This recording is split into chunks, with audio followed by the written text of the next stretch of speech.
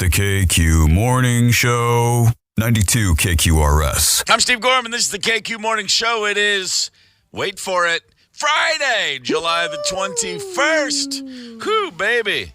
Joan Jett, I hate myself for loving you. I hate myself for loving Beyonce so much. I didn't sleep. That show last night was absolute. No, I'm sorry. I didn't go. I'm kidding. I did not see the Beyonce show last night at the stadium around the corner. In fact, I didn't even know it was happening until I got stuck in traffic coming back into town in the late afternoon. Beyonce traffic. Yeah, the wife and I out west driving around looking at Minnetonka, just having a beautiful afternoon drive. Stopped in, have a cocktail here and there, and all of a sudden I'm like, wait, what's happening in town? Why is it taking 45 minutes to go 7 miles? And then I realized, there's a stadium show in my neighborhood. It was Bay Day. Bay Day, baby. I'm assuming it was great. It wasn't 140 miles in a 55 zone great, but I'm sure it was great. Yeah, that's when you really got to be tooling around town at 3 a.m. Yeah, you got to wait a little late. So let's just get right to it, okay? Yeah. Jordan Addison, rookie wide receiver for the Vikings, last night going 140 on 94 over in St. Paul. I say over as in like a minute away. Right there, let's see, 55-mile-per-hour zone. He was doing 140. And to your point, Zepp, it was 3 a.m. Yeah. Go ahead, make the case. Tell us why this was a responsible thing to do. First of all, terribly irresponsible to be going 140 miles an hour on a 55 mile. I didn't know there was a 55 on 94. But, yeah, I kind of think I knew where he was at, where it dips down to 55. There doesn't really matter when you're going 140. Right. But, however, you know what I'm not reading this morning? What? He was drunk. He was not, apparently. He was stoned. No, none of that to this morning. Certainly would have been part of the headline. So that's not part of this story. It was 3 a.m., and, hey, the dude went out and bought a Lamborghini. Now, listen, I know what we're all thinking initially. My first reaction was, did ya, young man, go out and buy a Lamborghini? And then I'm thinking, I'm 23 years old, and you just gave me millions of dollars, and I'm a stud athlete. I'm probably buying a frickin' Lamborghini. I'm buying something that goes damn fast. And, you got to go fast. I prefer maybe you go way out into the country somewhere. But, he's a city kid. So he waited till 3 a.m. and then he hammered down. It's not the end of the world. All this goes away when you come in and catch a bunch of footballs, But, it's not the cool thing to do. But, really, honestly, would any one of us old men sitting on the porch going, you crazy kids with your fast cars? At 23, with a lot of money and a Lamborghini. I tell you what, he's going to lose his license most likely. Yep. Even as a big-time athlete, he'll probably lose it automatically for several months. Got to. Come on over and park it in the KQ garage over here. Jordan, we'll keep an eye on it for you. I'll take some pictures. Yeah, would there have been a different reaction if it was a Honda Accord? As a part of it the jealousy because he had a Lambo?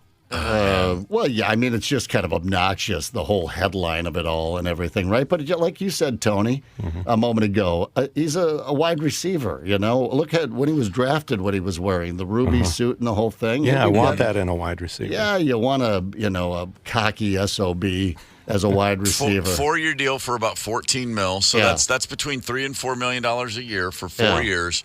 I have to assume that's not guaranteed. Maybe it is guaranteed, but even that, after you take away percentages, after this and that, that's a lot of money. Of course, it's a lot of money. But if you're making $3 million a year, let's call it $3 million a year. You take 25% off the top, and then the IRS. Well, they do take a bite, don't they? What's a Lamborghini go for these days? What I'm saying is his rookie salary. He put a sizable chunk of that towards one car. Yeah. And so, you're going to want to get your money's worth out of that car. You're going to want to feel pretty good about it. You just want to make sure you got what you paid for. And it's 3 a.m. There's not many other cars on the road. So far, it seems to be sober as a judge. It could be worse. That's it. It could have been a lot worse. Yeah. $235,000. That's what this bad boy goes for. It's a crossover SUV. Did you know that? I just Googled no idea. In fact, Car and Driver called it the quickest SUV we've ever lapped at Virginia International Raceway. Imagine so. They put her down for 190 on the raceway, 0 to 60. Well, he probably just got away from him a little bit. Probably, chances are he was as he was clocked at 140. He was saying to himself, hello, help? Is there a button somewhere? How do I get off? Jane, stop this crazy thing. Bought himself and here's the other thing I will say. You see a lot of people, especially during the pandemic, all these speeding tickets going 110, 120 in these old jalopy cars. Here's what I will say. And again, I'm not necessarily sticking up for him. I'm just putting this into perspective. Right. This Lamborghini was made to go 140 miles an hour. So it wasn't true. like, it has the rack and pinion, what did you call it? Steering and suspension. It has all that stuff that goes that fast. Still, it's 140 miles an hour. This is a different story if somebody, jumps out on the entrance ramp and he hits someone. So it's not a cool thing. But let's cut to the chase. Wouldn't we all feel kind of good if this were Kirk Cousins? Wouldn't we all be going, wait, what? Oh, my God, he did one. We have a chance. Yeah, the headline I want to see, Kirk Cousins does 140 in a Lamborghini. Yeah, exactly. Yeah. Kirk, get in it and do, he's not going to be driving it for a while. Jordan, Kirk, get in that thing and get her up to 70 or something like that in a 55. Live a little. Yeah, take your hand off. Let the wind mess it up a little bit. It would make all the difference. I swear, going into the season, high hopes, new defensive coordinator, great offensive weapons. Cousins, come on, man. This is your opportunity. He was wearing the bling last year, so, he's he's willing to, to take those. From the man who wouldn't throw into double coverage as the season ended because he said it was what, Tony? It was irresponsible. It was irresponsible to throw the ball over to Jefferson. The last play of the game. On the last play of the season. From that to a guy going 140, could we ever dare dream so much? That would have been amazing. Listen, we know this Jordan's going to have a lot of personality, maybe attitude. I don't want to put anything on the kid that he hasn't earned yet, but you kind of think wide receiver, very flamboyant, maybe diva-ish, and then you got him on the team with JJ. Jefferson is the star. He's sure. There's no doubt about that. This kid wants to be the star. Yep. Poor Kirk Cousins in that huddle, man. He's going to be hearing it this season. Yeah. Lighten him up. Okay, guys. So, listen, gather around. No. Throw the damn ball at my general direction. Yeah, just close your eyes and just whip it up in the air. I'm going that way, and I'm going to outrun and outjump any other person on the planet. Throw the ball. Height. Go. Yeah, these two might be fighting each other for passes out there. By the way, Jordan Addison, he made one friend last night. I guarantee you, the guy that pulled him over. Do you know how excited that cop was to see a Lamborghini go by at 140? Yeah, right. That cop was like, oh, God, this midnight shift is baby. He was like, yes.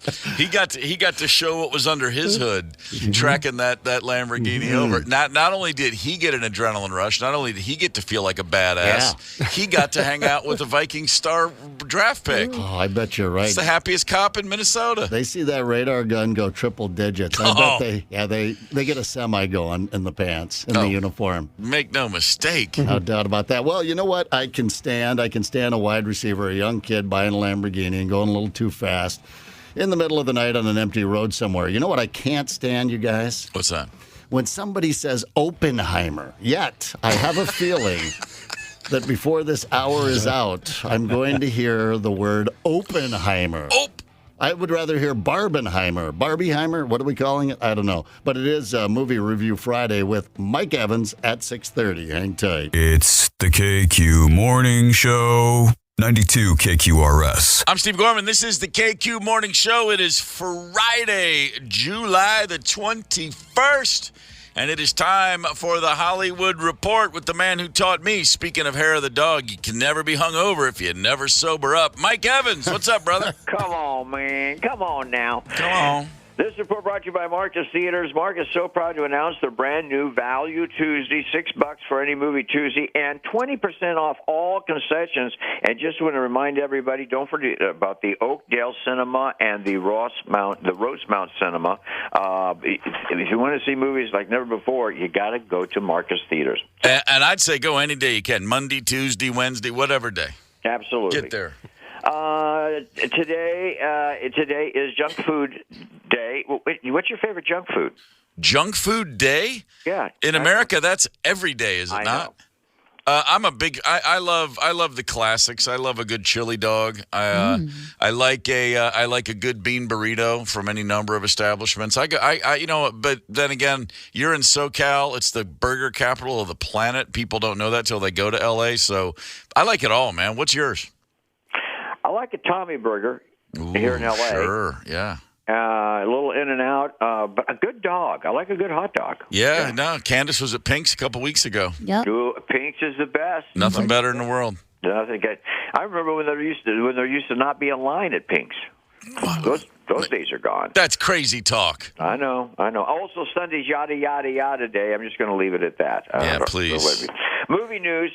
Just a reminder, Barbie, 3 stars. Oppenheimer, 4 stars. Both opening today, and I predict Barbie could lap Oppenheimer as far as the box office.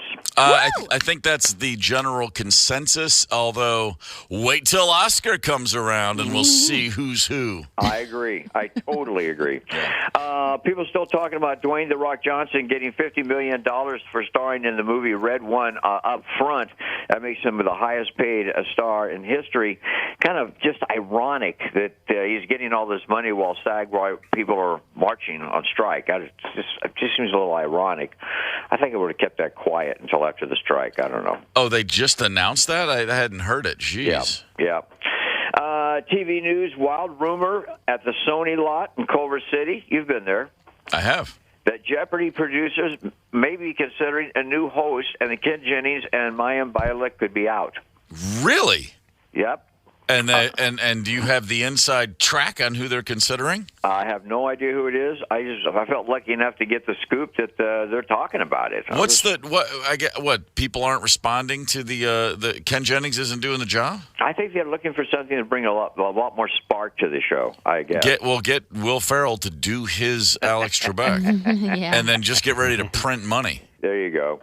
Apparently, Vanna White knows a lot of Wheel of Fortune secrets that the producers do not want to make public. Oh, yeah, course. do it. And apparently, it'll take $7 million a year salary to keep them quiet. I mean, it sounds a little bit about bribery, but what could be worth $7 million? I mean, is the wheel rigged? Is Vanna really a man? I mean, what could be worth $7 million? Wowza. I don't know, but you got to watch yourself. You're going to end up getting quoted on Twitter. You keep throwing out crazy things like that. Wow, what could it be? The original Justified with Timothy Oliphant, great series. Yep, really great good. Series. The new Justified City Primeval, one of the worst television series I've ever seen. Oh, come on, really? Dude, it's a money grab. Hideous writing, lazy acting, just walking through is bad in every way. I was shocked. I was so excited about it. Very disappointing. That's a drag. I was looking forward to it. On the other hand, Rock Hudson, All That Heaven Allowed, which is on HBO and Max, is a fascinating documentary. Mm-hmm. Rock Hudson, as you know, voted Hollywood's sexiest and best-looking man for decades, and then at the end of his career came out gay, and it's just a fascinating story. It's just I recommend it. It's just a great story. Excellent. Don't forget a little bit of sports this weekend.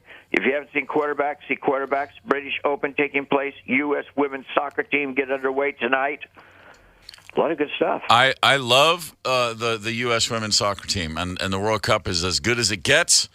Will not be watching the match against Vietnam tonight, Mike. Why? Because we're going to be on a boat on the Mississippi River rocking an 80s party like men and women do. You probably stream it on there. That's probably true. We need to talk to somebody higher up about bringing me out for something like this. I'd like to join you guys sometime. Listen, there are flights daily. There are flights on the hour from LAX to the Twin Cities. Get on one, brother. Yeah. We got to do that. And just released the 5 celebrities who own the most expensive properties, and I'm surprised. Number 5. Ed Sheeran. Number 5 is Steve Gorman. No.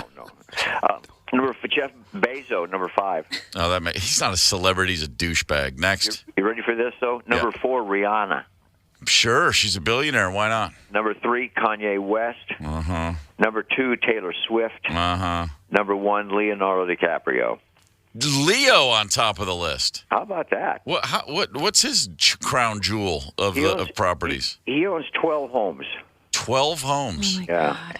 it's really amazing. He grew up right off Sunset and Wilcox in a little dumpy apartment with his mom in Hollywood.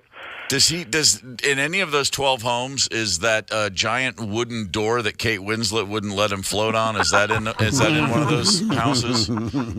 That's a good question. The only thing I have to say is it's Aloha Friday. Don't work till Monday. We're going to play today Aloha Friday. Have a great time, everybody. Nobody jumping off the boat tonight. Just have a good Lili Yokanani, Lani Ani Okela, Ku, and a cock and a ock and hooey, hooey, hooey, hooey, ho. Aloha. And there it is, the Mike Evans Hollywood Report. And the man literally said Oppenheimer for the first time. So impressed. He threw out 2 ops and no opes. I'm disappointed. Yeah, I mean, maybe he's been saying Oppenheimer just for us. Like, maybe that's his been his thing. Oh, yeah. Oppenheimer, yeah. Maybe he thinks he made a mistake. Right now he's going, God, I said that wrong. Could be the case. That could be the case. Well, if he does hop on a plane, I mean, we can swing that boat over by the airport and pick him up if he gets in late. Right, the river runs right up to the airport. It does, right? I mean, it looks like that on the map anyway. Yeah. When you're on the plane and you're looking at the giant plane on the map on the seat in front of you and it's landing, it looks like the river goes right by the airport. Sure, yeah. You can make that happen. Book him a flight, you guys. There's no room for him on the boat. No? No. He can have my spot. Wow. Sold out. Okay, grumpy Gus. Jeez, we're trying to just spread the net wide and cast the boat is sold out. But what boat am I speaking of? That's tonight's Rock the 80s boat. Dadgummit. I'm looking very forward to it. I really am. But to Mike's point, the World Cup the U.S. does play tonight. But it's okay because we're going to beat Vietnam by about, I don't know, 36-0 probably. So it's okay to miss it. If we were missing the game against the Netherlands next week, then I'd be a little hot. But that's okay. I believe that game's at 2 a.m. Chances are I'll wake up to watch it. That's just how much I enjoy the World game. Just stay up. The beautiful game that is women's and men's soccer. I'm just a soccer jerk. I've been one for so long. I don't know how else to live. I'll just leave off the soccer part. That works too. That works too. I'm just a jerk. In 1982, they played the men's World Cup final. Was the first time it was televised live in the United States of America, and that was the summer I turned 17. I watched that final in absolute disbelief. I was like, this is Christmas in July. You're showing this game to me live? Because in 1978, the World Cup final, which was in Buenos Aires, it was the Netherlands against Argentina.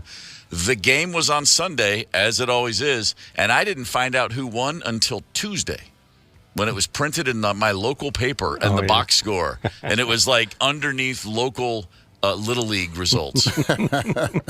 Argentina, Holland, it said. I was like, who won? Oh, man, Argentina won. Damn. Probably got a letter to the editor about that. That's back when Americans were pissed off that soccer even existed. Of course. And now at least they just, the other half just goes silent now. Yeah, which is fine. And by the way, I just, for what it's worth, I was never one of those. What's the word? Proselytizing. I was never Johnny Apple soccer seed jerk. I was never saying like, you just wait, we're gonna take over. I never cared. I really did. I knew what I liked, and I was happy about it. I viewed soccer the way I viewed my bands in the late 70s and early 80s, which is they were mine, and I don't want you to like them. Right. Yeah. I take a beating. Right. Of course, it doesn't exist anymore, but the Lingerie Football League, which I thought was a higher level of football. Did you ever watch it? That's damn good football. I was shocked. I watched it for titillating reasons initially, and I went, these gals can play football, and I thought probably it was more entertaining than the pros, for crying out loud. At least they were doing it out there with, some skin showing. I mean, the guys now get so much stuff on them. But no, I like the Olympics. And everyone hates the Olympics, so I always take a beating over the Olympics. But I just watch it quietly. Don't lay it on my friends or whatever. The Olympics, man. I roll my eyes every ahead of every Olympics. I roll my eyes and say things like, "It's such a ripoff. The host cities get fleeced. No one makes money except the IOC. Mm-hmm. They're organized crime." And then they start, and then I watch, and it doesn't even have to be an American athlete. I see somebody standing on a medal stand, usually for a sport I don't care about at all, and I see on their face all those years of hard work, toiling in anonymity. It's like the judo guy from Romania is sitting there, his lips quivering, and I'm like, That's the most amazing thing I've ever seen. Just that always gets me. I always start off cynical, and I always come around and go, this is the greatest thing ever. Yeah. Yeah, it just pisses me off. I want to hate it, and I can't. All right, let's look back. July 21st, on this day in 2006, Alex Rodriguez of the New York Yankees had his 2,000th career hit, and he became, by hitting that hit, which was a home run, the youngest player to reach 450 home runs, and nobody cares because he was always just a jerk. That's all there is to it. I've never met anybody who's like, oh, I love A-Rod, ever. Yeah. And then he had to play next to Derek Jeter, the exact opposite. I saw an interview. I saw somebody splice together pieces of interviews from like 2 years ago. And they were like, A-Rod, what was your best season ever? And he goes, 2009. I had a chip on my shoulder. I had my most home runs. I batted .336. I won the Golden Glove. And then they said, Derek Jeter, what was your best season? He goes, 96, 98, 90. He named the World Series years. Yeah. And he goes, no, and they said, yeah, but you were the MVP in 2000 or whatever. He goes, did we win the World Series? Then I don't care. Yeah. And I was like, there you have it. A Yankee. Alex Rodriguez, I think I liked for about a minute when he was with the Mariners. I know he was on my fantasy baseball at first. league. Right, exactly. Then he got to New York and they stuck a microphone in front of his face. Yeah, once we got to know him, it was like, no, not A-Rod. He's just a Rod. On this day in 2007, the Alex Rodriguez of World Soccer, David Beckham, signed with the LA Galaxy. Oh, not a Beckham guy. Oh, what a hack. All those twos, though, man. All that ink. He's very fashionable. He's fine-smelling cologne. He came to the LA Galaxy, and he was supposed to be the guy that brings the world to American soccer, and he barely played, and he was injured. No. He was the highest-paid player in the league, and he's a scrub, and he's overrated, and I frickin' hate David Beckham. I don't hate him because he's beautiful. I don't hate him because he's beautiful. I hate him because he's got the... Never mind. Don't get me started. Is this about the Spice Girl, the Spice wife? Posh. I'm not a fan of Posh. He played for Man United, and he talks like this. What else do you want me to say? That covers God, it, he's got the pipsqueakiest voice of any world athlete I've ever heard in my life. It's the KQ Morning Show, 92 KQRS. Zep, Tony, Candace, and Steve Gorman are the KQ Morning Show. 92 KQRS. This is the KQ Morning Show. It's Friday, July the 21st. The key word in that statement, Friday. Yeah. Whew, baby. We talked yesterday about the Powerball, the $1 billion ticket that was sold in Los Angeles, and we were talking about the tiny little store where the ticket was purchased, and we said, well, they get a big check, right? Does the guy who bought the ticket have to cash it in for the store to get theirs, or does it matter? It does not matter. The store has already been paid $1 million. How about that? The store owners got a check for $1 million for selling that winning ticket. Not bad. Las Palmitas, a family store, Salvadoran immigrants, 7 years in business in a really rough and tumble part of downtown Los Angeles. Just got a check for $1 million. Boy, that's the American dream. Right there. Now they can close that crappy convenience store and get out of that bad neighborhood. And now they're saying the California lottery folks are reminding everybody, hey, seriously, find that ticket, sign that ticket, and stick it somewhere safe till you figure out what you're going to do with all that money. Did you hear the woman that showed up there yesterday? You're the winner? You what? Yeah. What is that? I'm sorry. That's a gal that showed up at the convenience store while they were talking to the owner, and he's, I'm going to take a vacation, and some lady came in screaming and babbling that she was the winner and thanking them. And then faking it. So weird. And then dashed off, but yeah, they don't know if she was faking it or not because no one's come forward. It may have been her, but she hasn't come forward yet. She just said she was very upset and she didn't know what to do, and some people were with her, and then she ran off, and she may have been the winner. Wow. Just going back there and ran into the TV cameras and then thought, I've got to get out of here. Do you remember a few years ago, I think it was the first time that it went over $1 billion, the ticket, the winning ticket went three ways, and one of the winning tickets was a couple from Western Tennessee outside of Memphis, and they went on the Today Show. They contacted media members, so we've got the ticket. They did. They showed photos of it. They went on the Today Show to come out. A couple in their, I think, 60s, man and woman, and they had the ticket with them because they hadn't cashed it in yet. Oh, you need armed guards. Yeah. They flew to New York City and sat on the Today Show with the ticket in their hand, talking about we started a trust and we're doing this, we're going to do this, and they had not yet cashed it in. I wouldn't even. It was the most profoundly stupid thing I've ever seen in my life. I was screaming at my television. My family was very concerned about me. But I'm like, wait a minute. What plane is going to crash? It's the one that you fly to New York holding that ticket on. What's the chance you're going to be at what is now a very safe from street crime part of the world, Midtown Manhattan, but there's still going to be one guy robbing purses and wallets. He's going to get yours. I couldn't believe it. Yeah, you're leaving a live television show in New York, probably not as safe as Steve just described it. Yeah, exactly. But I mean, like, you're literally on national TV, and you're like, and you don't. By the way, you don't fit. You don't look like every other New Yorker on the street. I'm going to rob you when you walk out, you idiots. Just to teach them a lesson. Yeah, you don't. This is for do your that. own good that I'm taking your $400 million. Right. Speaking of a lot of money going into a lot of weird places, Vikings rookie wideout Jordan Addison, the first pick of the draft for this year for the Vikings. Great receiver out of USC. Started his career at Pitt, played 1 year in Southern Cal.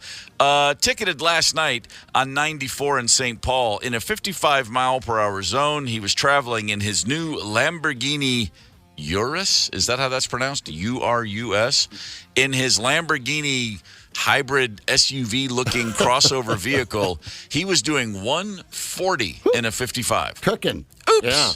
Oops. But as we've already discussed, it's a wide receiver. Just got $14 million. And you can't really say it's that much of a shock. I'll tell you this. When I got my new truck, much older than a 23-year-old and not even close to being a multimillionaire or a millionaire. Yeah. Or whatever less than that is. I put the hammer down. Why not? Sure but, you did. Like I said, he wasn't all hopped up on Goofenthal and drunk that we know of. Right. That wasn't a part of the story yet, right? It was 3 o'clock in the morning. He's thinking, I'm only guessing that, hey, at 3 in the morning, there's nobody out in the road. I drive in at 3:30 in the morning. There's no one out there. Hammer down. But, you just hope this isn't one of those things where he just turns out to be a numbskull all season. Just makes a lot of bad decisions all the time. But sure. But this one, I think you got to give him a pass, don't you? Not easy for the copper to Pardon catch the him, pun. too. Right. What kind of vehicle was he in? Oh, come on, man. Those things? troopers? Yeah. Oh, yeah. They got it. Well, I would assume that once Addison saw the flashing lights, he realized I probably ought to try to figure out where the brake is on this new car I just bought. The parachute. Exactly. Yeah. Put the chute out back.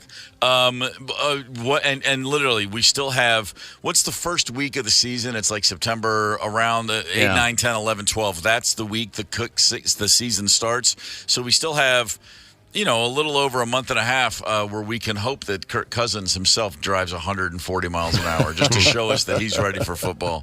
Because if this were Cousins, we'd all be going, we have a chance. Wait a minute. Cousins doing 140? Yes. He drives 5 miles an hour under the speed limit, just in case, and for gas mileage. It's good for the planet. Hey, guys, 6 a.m. Means 5:45 in the Cousins household. Jordan Addison's like, I'm sorry, what? Okay, so Shark Week is upon us. So what is that, next week? Yep. Is it kicking off on Monday? Yeah, I think so. Okay, Shark Week. We all know what that is. It's not business ideas. We're talking actual literal sharks in the water. Discovery Channel Shark Week. It's a big thing every year. We all get excited about it. There's a whole new angle to Shark Week this year, and I would love to get everyone's thoughts on it. There's going to be a documentary. It will premiere on Discovery next week, and it's called Dun Dun Dun. Cocaine sharks. Cocaine. Cocaine. What do you know about cocaine, Tony? Cocaine sharks. Yeah, that's right. For years, bricks of cocaine have washed ashore on Florida beaches. It happens. It's just that people are dumping giant bales of coke at sea.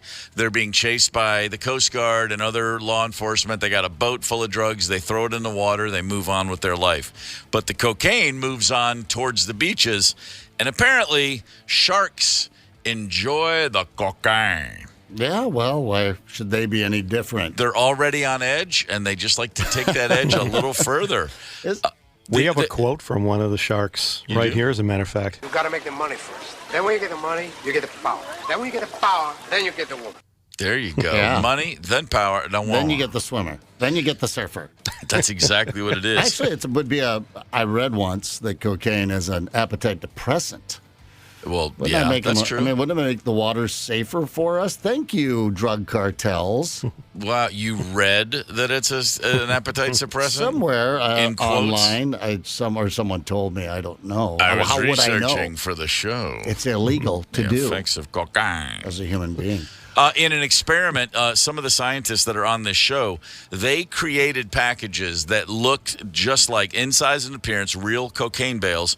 They dropped them in an area where hammerhead sharks were swimming, and the sharks went straight for them and started wolfing. I'm like, oh my word. Cocaine sharks. My wife and I got married down in the Virgin Islands on St. John. Beautiful island. Back then, it was still, 30 years ago, 29 years ago, it was much less developed. We went back about 5 years ago for the first time since, and we were astonished at how much building had gone on. Most of that island is a national park, so it's actually can't be developed. But every last square inch that can be developed, they're trying to. And we had that thing of like, oh man, it's too many people discovered it. This was our little secret. Well, we met several people that corroborated this story in the 90s when it was in the 80s, and it was a very undeveloped island, and that, still very much like, oh my gosh, St. John, what a paradise. On the east end of the island, a dude who lived there had been there for 20 years. He saw a cigarette boat streaking by his little cove with boats with flashing lights chasing him. Oh, cool. And this sounds like a movie plot, but this is, I kid you not, several people on the island, including like business folks, the guy we ran our house from, they all said this was a 100% true story. This guy, just a dude living in a shack on the end of the island, watches a cigarette boat shoot by at 1 billion miles an hour, and he sees guys throwing bales off the boat. Mm-hmm. He's being chased by it's a drug boat. Mm-hmm. They got caught. Coast Guard or whoever's chasing him through the islands. They're dumping water. Well, that water's 12 feet deep and as clear as the water in your bathtub. Dude puts on his gear, goes out in his little boat, snorkels in, looks down, pulls up a bunch of cocaine. Well, and then he gets up to the island, knows exactly what it is, and then he sits on it for months, and then finally makes a few phone calls. Do you know anyone who knows anyone who knows anyone who knows anyone? Long story short, he's now got this beautiful house that overlooks that same very bay. He's the one guy that got away with it. He, not like Old Country for Old Men where he made off with the briefcase. There wasn't a tracking device in all this cocaine. Yeah. And he truly found someone over on St. Thomas who knew a guy who knew a guy. Next thing you know, he's selling tons of coke for like 10 cents on the dollar, but that was more than enough. Yeah, kind of like True Romance, however, not as bloody and I imagine. No big shootout. He got away with it. Yeah. He got away with it. That's the American dream right there. Yeah, it's not sell a lottery ticket in your convenience store and make $1 million. It's already be in paradise and then see a bunch of drugs get dumped in the water, cash them in, and build your dream home. That's the American dream. And that is, of course, a U.S. territory, so it still applies. Yeah, he's a cocaine shark. He is a cocaine shark. I'm cool with cocaine sharks. That I can live with. Human beings eating laundry detergent. Why are we doing this again? Why is this story coming about again? It's out there. It's a public service, I guess, a health nugget we're going to pass along here at 7:30. Don't eat the borax. Do we really have to say? You know what? Yeah, we do. We have to say it. Don't eat the borax and don't eat the fries out of the garbage can. Oh, yeah, right. Yeah, coming here at 7:30. Please hang tight. It's the KQ Morning Show. 92 KQRS. I'm Steve Gorman. This is the KQ Morning Show. It is Friday, July the 21st. Oh, you mean tonight we're getting on a Rock the 80s boat? Damn straight we are. Yeah. Oh, man, come on. This is going to be great. Yeah. Rocking with some 80s, drinking, eating, having a good time. The 80s were great. You know why the 80s were great? I was there, for the record. I was very present in the 80s. Yeah. And in the 80s, we did a lot of dumb things, and there was a lot of fads. But at no point in time in the 1980s, to best of my recollection, correct me if I'm wrong, gentlemen, Nobody thought it was cool to eat laundry detergent. That alone gives the 80s the win. No, that's something you might bully. Some bullying was big in the 80s, as I recall. Well, being on the giving and receiving end of it. Of course. But you might bully someone to eat some laundry detergent. Yes. Yeah, but we didn't want to do it. You didn't have to challenge us to do it. Yes, willingly ingesting detergent was not something the 80s kids would do. Yes, bullying existed. Yes, we can all look back with pride and or shame as to how we responded to or how we dished out said corn. The point of the matter is, remember the Tide Pod Challenge not that long ago? Kids were eating Tide Pods or putting them in their mouth to see what would happen. Well, now we've as is what happens in life, somebody has to come up and add water to an already bad idea. They have to make it a little bigger, a little better. And now we have kids online on various social media platforms posting videos of themselves consuming borax. Oh, that's one of my favorite superheroes, Borax. Yeah, exactly. Borax, the guy he's the little tiny guy that goes in there and cleans your laundry. Borax for that wine stain. It's a laundry additive. It's a pesticide. It's a household cleanser. It's an herbicide. People use it to unclog drains, and now people claim that it can be useful as an alternative medicine. My wife. Oh, that's Borat. There's an element called boron that does exist that is found in certain foods, and some people are saying, well, boron can help with arthritis or osteoporosis. There's no scientific basis for that, but people are saying it. And then one thing leads to another, and now you got people eating borax. Borax. Why don't you just spray Mr. Clean into your eyeballs too while you're at it? They recommend use that to kill ants. Yeah. Borax. Yeah. Well, don't take our word for it. Take a PhD's word for it. I actually did research. I went into the primary literature and I read papers that both talked about some potential benefits, but also way more literature talking about how boron and specifically borate compounds like sodium tetraborate, aka borax, is actually really not good for you. You are actively poisoning yourselves. If a product isn't made for people to consume it, don't consume it. I hate to go back to the culling the herd thing, strengthening the gene pool all the time. Sure. It's a daily occurrence around here, but going through the news cycle, however, come on.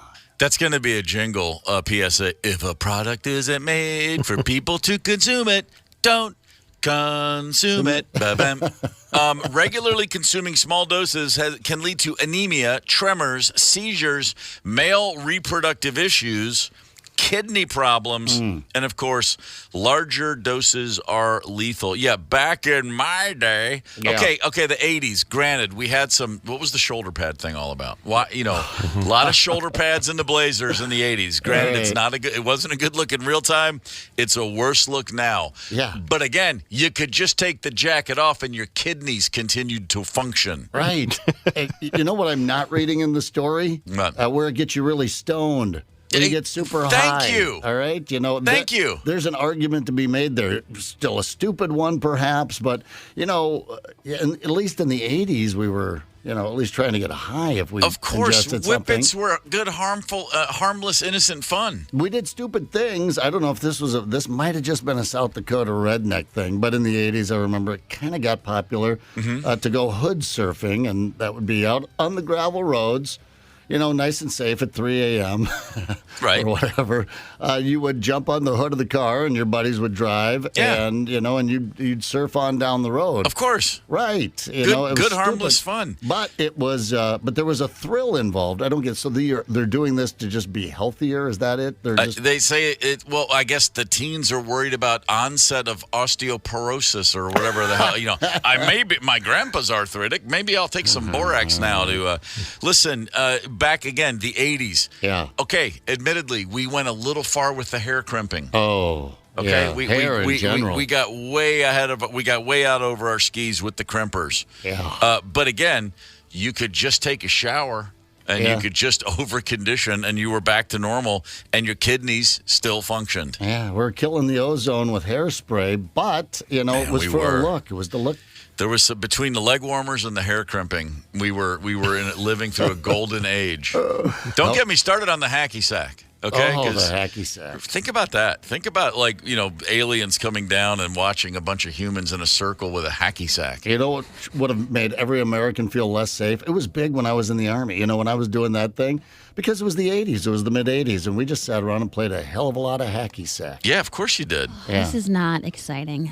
What? Okay, well, right, maybe maybe we can interest you in a koosh ball. Yeah. Ooh. Remember the koosh balls? They were just like a little, kind of like a hacky sack thing. How about a swatch? Would you like a swatch? Oh, don't get me started on the swatch, man. How many did you own? When's the last time anybody didn't like the look of a proper parachute pant? And it had to have the most zippers. I remember coming to school, and my parachute pants had 4 zippers, and then Daryl Bowe shows up, and his parachute pants had 6 zippers. Yeah, it's like I didn't exist. By the way, we can make fun of the 80s all day long because we were there, unlike Candace, who cannot make fun of the 80s. Poser. There are things that still we look back on, and I look back on with tremendous warmth, without any snark or joke. And of course, the whole era of the mixtapes, when that really came into its came into its own. A solid mixtape for, even if it was just a mixtape, you could make mixtapes for your friends. Didn't have to be for the lady you were pursuing or the dude you had a crush on. Just like, hey man, I'm gonna hip you to what I'm listening to. This music works for me. Here you go. We're just bros. Nothing more to it. Boom. Mixtapes were the best. But Could Break Your Heart made one for Carla Holmes, my first mixtape. All my favorite songs on there, and. Well, there were those two. Yeah, she came back and said I was weird. Well, but do you remember what was on that mixtape? I was listening to a lot of Dr. Demento back then. That was my thing. So a lot of English New Wave. Well, then, yeah, you were weird. Songs, yeah. In a good way. Yeah, I think so. It was my thing. But she said I was weird. It affected me. Wow. Yeah, right. So then, I don't know what happened after that. That was just a big blur, and I'm here today. I wonder who I'd be if I was born in the... Oh, you'd be Madonna all the way. I think you'd be in the Madonna camp. Hell no. No, I think Candace would have gone more like Blonde Benatar. That look. The Fast Times at Ridgemont High, we had 3 Pat Benatars in the cafeteria. Yeah, maybe. Would have gone more like that. Of course, she might have been Blizzard. Sucks. It might have been Blizzard of Oz. I mean, that came out in 1980. I mean, Ozzy was doing his thing. Well, that's true. She could have been hard for Ozzy back then. Yeah, you still would have been a rocker chick. You'll see. In the You'll see 80s. tonight. I think he would have been like Ali Sheedy in The Breakfast Club. Yeah. Boy, that's a reference. Yeah, the no kidding. goth one. Yes. Well, but goth with extra dandruff. Thanks, Tony. Sheedy was shaking like a Christmas tree, I man. think That was like... we need to do something more entertaining right now. Hey, Zep, Matt here at the fair. They're broadcasting your show right now from huge speakers on the back of the grandstand at the Minnesota State Fair. Of course they You can hear it on half the grounds. It's pretty cool. It's for the Street Machine National Car Show. Are you stopping out? Matt, I'll get back to you. I'd like to get over to the Nationals car, the what's it called? The Street Machine Nationals Car Show. I appreciate it. Say something big out there. Well, sibilance, testing. will there be car surfing? Yeah. See, it all. We got to tie this segment into that opportunity. I'm willing to climb onto the hood of a car and do a little car surfing at the Nationals over there this weekend, right down Cooper Street. Tell you what, man, load up on, put on your fingerless gloves, wrap a candy bracelet around your wrist, and go car surfing. Let's rock the 80s cruise tonight, but we're rocking the 80s all day long on KQRS, your 80s source for good. Right. Man, come on. Yeah, and hang in there. We've got some Billy Idol and Zeppelin coming to crank on the big speakers over there. That'll be cool when we get to that in a little bit. Again, but back to the borax. Well, it does remind me. Remember, I mean, maybe you guys grew up where this was more prevalent, but I remember coming across for the first time a bar of lava soap. Oh yeah, well, that was. I grew up on a farm. Yeah, that's what I was thinking. You probably had lava all the time. The first time I saw lava soap and used it, I was so bewildered. I was like, I'm rubbing soap that it hurts my hands, like the pumice. So there's like chunks of, I think it was, what was it, like just cut glass in the middle there, just to make sure we cut through that grease. Man, that was intense. But no one ever thought, let me slice off a chunk of lava and ingest it. Yeah, no, we weren't taking bites out the of it. night. Yeah, right. Unless you said something really naughty and you had an old school mom, might stick the bar of soap in your mouth. What would we do in the 80s? What would we have as a prank? Like, what would you have eaten or drunk? What did someone eat or drink? I mean, I'm sure there was a thing back then beyond, hooch, beyond like, grain alcohol and Kool-Aid. I mean, that's standard party fare for the 80s. But I'm trying to think. There had to have been something like, and I don't mean the bean burrito eating contest that me and three guys pulled off at Taco Bell once in 1982. I'm talking about, like, was there one of those things? And I honestly don't remember sitting around and someone going like, are you gonna put that Tide? Are you gonna put that bounce sheet? Are you gonna wipe your butt with a bounce sheet? I mean, we just didn't do stuff like that. We're just a lot brighter. I think we were. Yeah, but the IQ's dropping. We know this is happening out there. That's true. The smartphones are really they're taking over. Says the guy that was hood surfing. What? Although my brother and I, we used to do this when we were kids. This was in the 1980s. It might be the 70s. We were so young. We'd get into Mom's cabinet there, not the one down below with the Mr. Yuck stickers on it, but the one, with the vanilla extract and that, cooking those chocolate chips that weren't good, those ones. The bittersweet ones. Yeah, we'd mix all that stuff together, and then you had to take a drink of it. Oh, sure. Nasty. Yeah. Something like that. But I don't know if we had, just one thing we were. See, I remember even going back further, a younger age when you would have a drink called a suicide, and that was just Coke, Dr. Pepper, Sprite, lemonade, and root beer all in the same cup. Crazy. Oh, no way. Was that the 80s when you dropped a Mentos and a Coca-Cola? I think that was more 90s. That was 90s. What are we forgetting? What stupid stuff were we doing that we've just forget? Jelly shoes? Yeah, the jellies were a thing for a while. I just, now I'm curious. We do have a guest here at 8 o'clock, but help us out here on the Maple Grove Lock and Safe Talk and Text line. Stupid things we were eating or drinking in the 1980s. Just bad food fads of the 1980s. 651-989-ROCK. I think we may have one already quickly. Candace, do we have a caller who's going to enlighten us? John from Parker's Prairie. John, good morning. What do you got for us, brother? How about how many Pop Rocks you can put in your mouth for with pixie sticks? There you go. Oh, the Pop Rock challenge. Yeah, that got naughty, didn't it? Yeah, I think you're right, Tony. Might have been more like the 70s, but Pop Rocks and or Space Dust, depending on which brand you went with. Yeah, it's pretty good. The word on the street was a bag of Pop Rocks and a Coke would blow your head off your body. It was like the movie Scanners. Yeah, no doubt. All right. We'll keep them coming on the Maple Grove Lock and Safe Talk and Text line. Like I said, 651-989-ROCK. Here at 8 o'clock, we are going to speak with Amanda Olson about what Candace was really like in high school. Actually, she's she's a Richfield kid that made something of herself, however. And she's going to tell us all about Mission to Hear. Wow. Yeah, they're giving away 150 pairs of free hearing aids to people in need. We'll talk about that at 8 o'clock. Hang tight. It's the KQ Morning Show, 92 KQRS. Zep, Tony, Candace, and Steve Gorman are the KQ Morning Show. 92 KQRS. It is Friday, July the 21st, and we are having ourselves a fine morning. And right now, we're going to have a quick conversation about a pretty awesome thing that's going on next weekend in the Twin Cities. The Miracle Ear Foundation has something called the Minneapolis Miracle Mission. Target Field, one day next Saturday, July 29th. Folks in the Twin Cities who have hearing loss and limited incomes are encouraged to learn more. They're going to be giving away an awful lot of help to a lot of people, 150 pairs of free hearing aids, in fact, that next Saturday at Target Field. And Amanda from Miracle Ear is on the phone with us right now to discuss this very event. Good morning, Amanda. Good morning. Good morning. This sounds like an absolutely fantastic thing that y'all are doing. It really is. It really is. At Miracle Ear, every day we fit people with hearing aids, but there's so many people that can't afford them. Mm-hmm. In fact, in Hennepin County alone, it's estimated that 10,000 people have a hearing loss but are unable to afford them. Wow. So with the Miraclear Foundation and specifically next weekend's event, the Miracle Mission, we are going to be able to fit 150 individuals with hearing aids. And not only will they get those hearing aids, but they get lifetime aftercare with those hearing aids, because that's a really important part. Our lives are constantly changing. Our situations are changing. And we're going to be there every step of the way for these people. That's incredible. Amanda, is hearing loss kind of like sight loss, and that a lot of people aren't even aware that they're losing their hearing? You're absolutely right. In fact, it's even more so.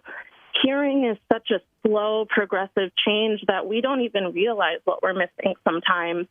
You know, the head has 4 children, I like to say, and 2 of them are very spoiled.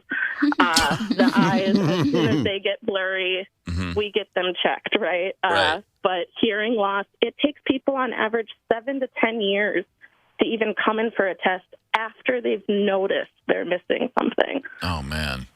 Well, so this event is next Saturday, July 29th. You're going to be at Target Field.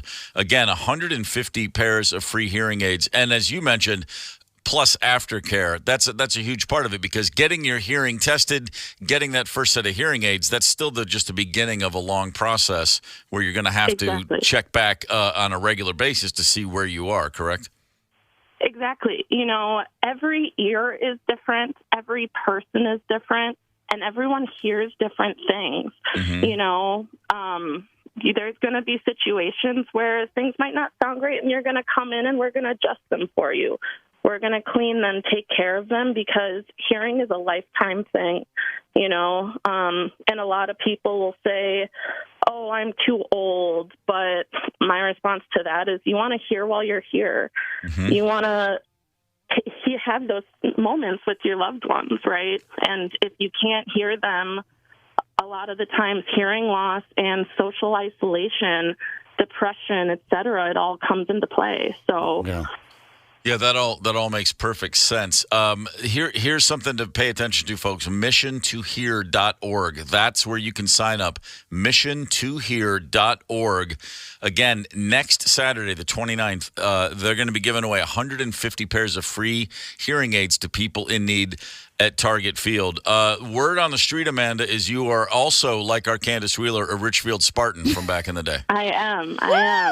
Richfield what? Richfield what? Oh. Boy, from what we hear around here, Richfield was that was the place to be back in the day. You know, yeah. Specifically, I think that SA on Lyndale was the place to be. But. Amanda and I used to go to a lot of metal shows back in the day together. Well, then that certainly stands to reason that you'd be dealing with hearing loss then. Yeah. Couple of gals from Richfield hitting all the metal shows, and a few things happen, and here we are, and we're helping people out. Again, Amanda, thank you so much. This is a really, and as someone who suffered hearing loss myself, I can say without any joke, boy, there's nothing quite like realizing how far you've already slipped. I mean, I've experienced that myself, the realization of, oh, I thought I was okay. I'm nowhere near as good as I was, as I thought I was, and getting some adjustments and then making some changes. It's a huge improvement on life. So thank you for all you guys are doing. Absolutely, yeah. Well, and just more importantly, to your point, when you're missing things around, you know, I've had patients say, oh, my gosh, my blinkers tick, you know. I can hear the clock ticking. But it's not just the ears that do the hearing, right? It's the brain. It's a direct correlation. And so it's a really important thing to take care of as soon as you can. So anyone, if you know anyone that has a hearing loss or you yourself have a hearing loss, go to missiontohear.org or call 763-280-5532 to have that application filled out, and hopefully we can see you guys on the 29th. Awesome. MissionToHear.org. Thanks, Amanda. Thank you, guys. Thanks, Amanda. Yeah, Bye. My dad just got a fancy new hearing aid, and we're all out there for the 4th of July. He's not wearing it. Huh? What? Dad, could you, with the fancy new hearing aid, why are you not wearing it? He goes, your mom. I said, Mom wants you to wear the hearing aid. He goes, no, it's because of your mom. I don't want to hear her. Oh, yeah. See, then there's that. Yeah, there's that. Then you got to get him to wear it. But at least he's got the option. So we're telling people that can't hear, on the radio to show up to this. All right. We're not. It's not that they can't hear; it's that they don't hear as well as they once did. And to the point, the hearing, you don't even notice a lot of hearing loss. I do know this. I have a real bone to pick with all the streamers out there that intentionally they force you to use the subtitles. It's true. Like every streaming network has a different way of using sound and how they filter sound or whatever. I read a whole thing and I've forgotten all the details. But the point was this: everybody's using subtitles more and more and more, and it's not you necessarily, but with me it is me because I have had some significant hearing loss. My hearing loss started at the age of 10 when I had the great idea to take a roll of caps from my cap gun, and I thought, what happens if I hit this with a hammer? And what happens is they all go off at once, and then my right ear rang and rang and rang and rang for days, and then I finally told my mom. God, I used to do that with a baseball bat. On the roll of caps. The caps. Yeah, big mistake. I was indoors when I did it too. Even bigger mistake. These things happen. And then for your free hearing aid, man. And then I would listen to records with my head at the speaker, just right there. And then I bought a drum kit, and then I just hit stuff real hard for years next to a Marshall amp. And now, it's an issue in my life, to be sure. Back in the 80s, we weren't thinking about these kind of things, but we were not eating borax because we were not as dumb as the average kid is these days. Literally, that's the new trend. If you remember kids were wolfing down Tide Pods a few years ago. Yeah. Now, apparently, people online started with an idea that there's an alternative medicinal benefit to ingesting borax. Yeah, borax, the stuff you clean barbed wire with, for God's sakes. And now kids are ingesting it. And then, but again, it just makes me go, okay, we were dumb in the 80s, but we weren't that dumb. Hair crimping aside, we were not nearly as out of our minds. But we've got some text messages, Tony, from folks who are reminding us of the things we were doing in the 80s. Yeah, they're just throwing out things that were cool at the times. Okay. You have Mad Dog 2020. Yeah. Okay. All right. Yeah, that's true. We did. I mean, I said, what were we ingesting? Yeah, that is the borax of alcohol, Mad Dog 2020. New Coke. Well, that wasn't us. That was Coke. I mean, we can't take the blame for that. Yeah. They have one word, Sims. Sims. Yeah. What did I miss? Sim City, that video. Oh, that wasn't in the 80s, was it? Yeah, what? What? Sims? It was a whole virtual, an alternate reality you created online and you lived in a little, that wasn't from the 80s. It was like my childhood. Maybe it's something else because a couple people said that too. Oh, wait, no. Sims. Billy Sims, running back for the Lions. Yeah, that must be it. Yeah, we were all, right. The Pride of the Lions, Sports Illustrated cover. I still remember it. They also said prior, like in the 80s, we kids on the bus ate hair mousse with alcohol. Well, there you go. Right there, we've nailed it. All right, there's a candidate. Hair mousse. Just even hearing those words, that's right. Hair mousse. Of course. And then you were washing down mousse with hooch. Mm-hmm.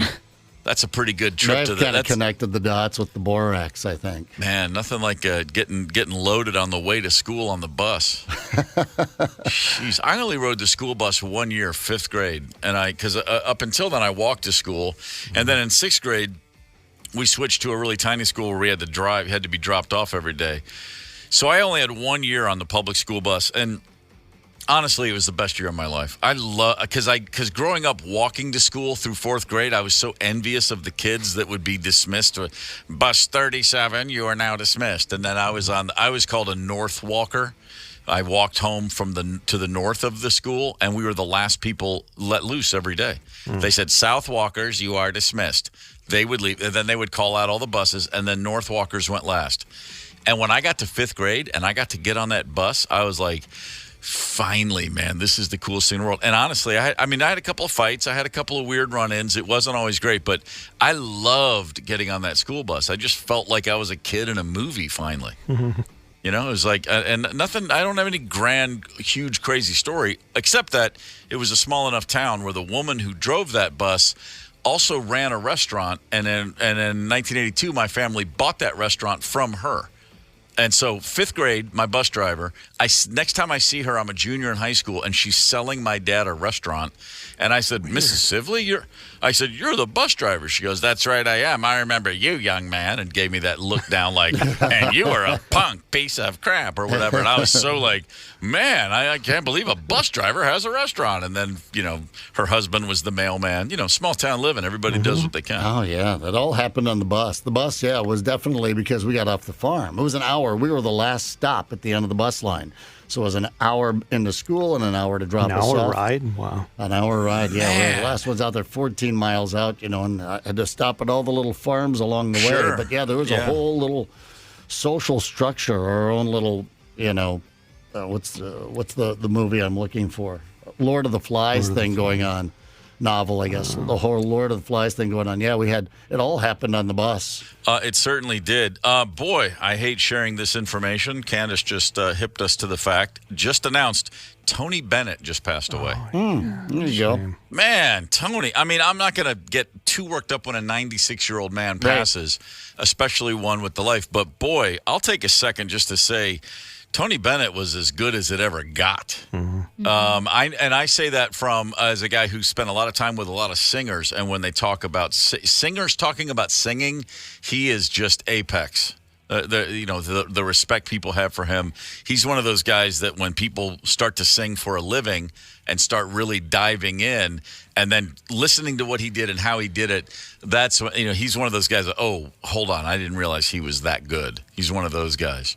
Tony Bennett, 96 years old. Good run, brother. It's the KQ Morning Show, 92 KQRS. I'm Steve Gorman. This is the KQ Morning Show. It is Friday, July 21st. Tonight, we're going to get on a boat, rock the 80s cruise. Oh, we're very excited about that fact. Friday, July 21st, also the day, in case you're just joining us and in case you care, that the world lost Tony Bennett. I'm going to say it again. As great a singer, as great an artist to do it as has ever done it, and I speak on behalf of a million musicians I know who right now are going, man, there's never been anybody better than Tony Bennett. So well done. 96 years old. Boy, what a legacy my man leaves in his wake. A colossal talent. Godspeed, Tony Bennett. Right now, it is time to give away some tickets because, golly, we love giving stuff away around here. Tim Allen will be at the Orpheum Theater Friday, October the 20th, and the winner of today's game will receive tickets to see Tim Allen. The runner-up prize ain't so bad either. Tom Kiefer, formerly of the band Cinderella, actually still with the band Cinderella, but he's playing as Tom Kiefer Saturday at the Medina Entertainment Center.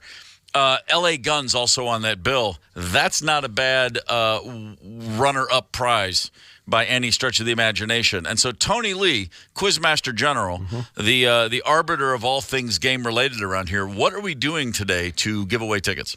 Let's fire this up, Mr. Man. Wakey, wakey, eggs and bakey. Toast. Toast. Yes. Toast. I would like toast. Toast. Who wants toast? I love toast. When this guy put some bread in a toaster, you won't believe what happened next. You've got bread and a toaster of some kind. Can you make me a grilled cheese sandwich? Your breakfast is ready. I didn't hear a ding. The KQ Morning Show presents... All we need to do is beat the toaster. Beat the toaster. It's a game show. Beat the toaster. Breakfast is ready. Yup. It's time for Beat the Toaster, the Upper Midwest's most anxiety-causing game sensation. Here's what we do. We pop a hypothetical slice of bread into the toaster here in the studio. We give you a category. Then you name as many things in your little head as you can in 15 seconds before the toast pops. Stressful? Yep. Fun? Good God, yes. Boy, anxiety-inducing is right. And I'll tell you something about Beat the Toaster. Every day on this show, regardless of what we're talking about, 2 dozen times, Brian Zepp says something that makes me laugh. Genuinely, I never see it coming. It always catches me off guard, and it kills me. But nothing makes me laugh more than when we play Beat the Toaster, and I watch Zepp's face go from, oh, I got this, and then, boom, the timer goes off, and I see that look come across your eyes of the pressure's on, the toaster's ticking. My brain is a blank. Get that Zepp sweat going. I'm not even kidding. When I came in this morning and saw we were playing Beat the Toaster, I almost went home. I said, I'm not doing it again this morning. I won't put myself through this. I know that we are not eligible to win prizes here, but are we eligible to play one day? Can we actually have Zep play against a That's listener? a great idea. Turns out we can't. I know just the question. I'm looking at the PD across the room. He's doing that with his throat thing. Stop Don't, it. Can't No. do it. No. Not All right. legally. Fine idea. All right. Well, then we'll work on it. We'll come up with a way around it. But for right now, we do have 2 actual listeners standing by to play Beat the Toaster. Our personal perennial favorite, Candace, who is contestant number 1? Chris from Lake City. Chris, good morning. How's it going? Oh, it's going great over here, brother. How's your day so far? Well, it was good until I heard I had to play Beat the Toaster. Right? Thanks, Chris. High five there, buddy. Beautiful Lake City, by the way. Haven't been down there in a while. Chris Got is to like, get come on, there. give me advertising or ever teasing. Come on, give me something. Anything would beat the toaster. No, sir. Those egos aren't going to toast themselves. So Tony's going to take it away, and I wish you luck, Chris. Well, thank you. Oh, thank you. What do you mean had to play? It's a privilege, mister. That's right. And a chance to win fine prizes. Okay, Tim Allen tickets are at stake. Yes. So tell you what, in your 15 seconds, as many as you can, name me some home improvement projects. Kitchen remodel, bath remodel, basement painting, garage insulating, wiring your new patio, pouring concrete for a deck or something. Right. Or Yeah, okay. Jeez. 8 good ones. He got, was it 8? Yeah. Wow. On my little Damn, fingers. Chris. I don't know what you Holy were worried smokes. about, man. Yeah, Well, nailed I'm it. Man, Chris Home Depot coming down strong. Well done, sir.